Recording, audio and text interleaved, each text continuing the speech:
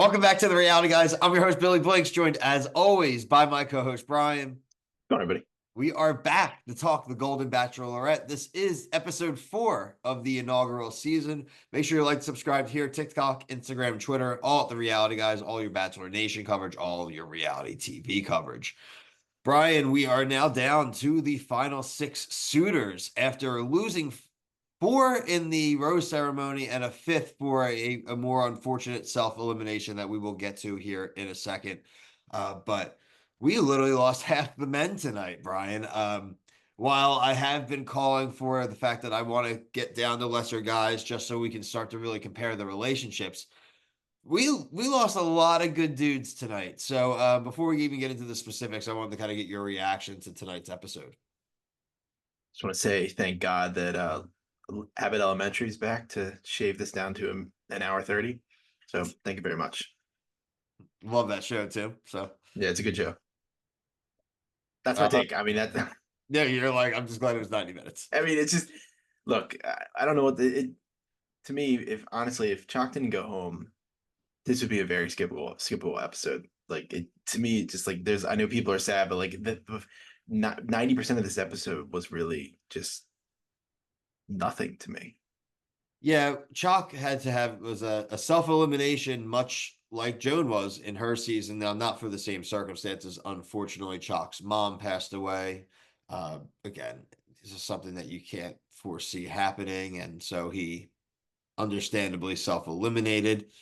I'm sure you're going to see a lot of people pushing for him to be the Golden Bachelor when they do this Probably. again.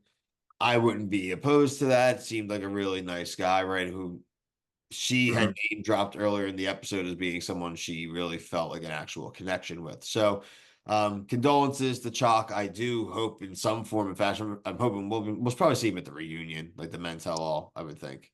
Maybe, yeah, probably. Yeah, it's definitely unfortunate, and it sucks because they tease these episodes, and like you're feeling really. It sucks because you see he leaves, and like then he gets a group date rose, and you're like, well, he's so happy to get it, and like Joan's happy to give it to him, and then it's like it's gonna get ripped away from you. It Just just I just wish they didn't they show so much in the previews. Like well, they showed him going home last week I in know, in the preview. If anyone, some people don't see the preview, then whatever. I mean, the preview starts immediately when the episode ends, so it's not like you have to wait around for it.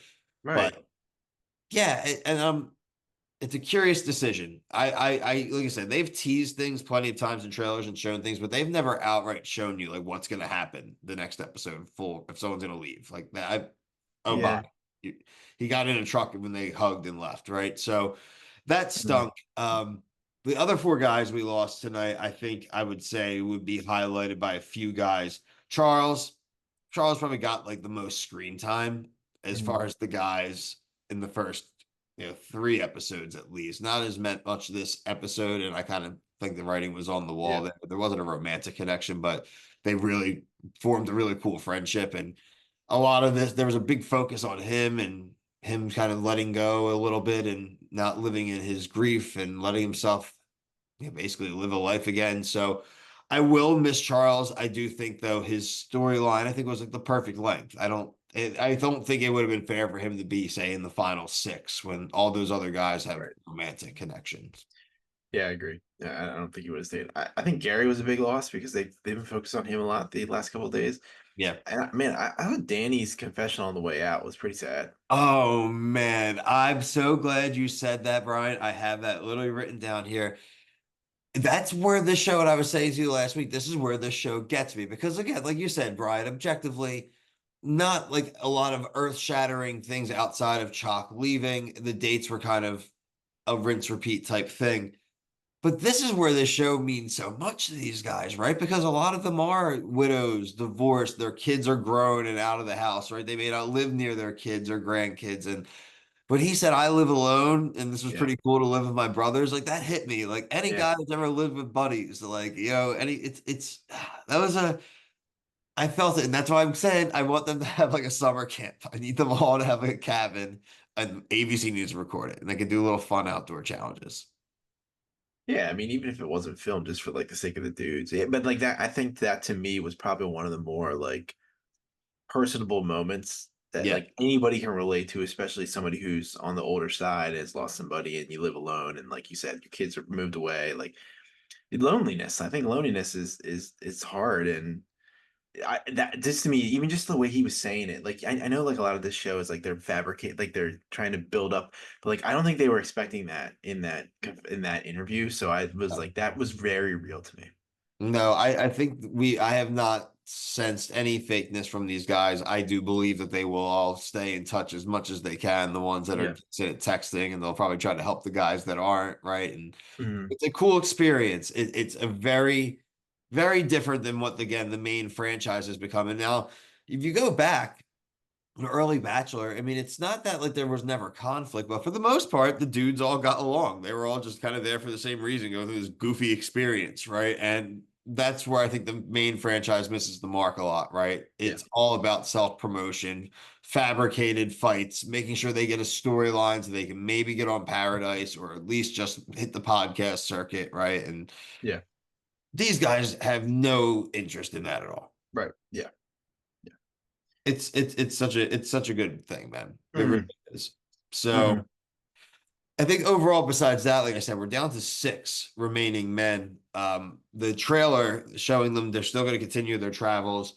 You know, it looks like Joan's going to have some of those, hey, I need to get away from the camera moments. Our favorite Frenchman was pushing the camera back like they were paparazzi. We get the standard, I'm afraid that I'll end up going home alone that we always get every season.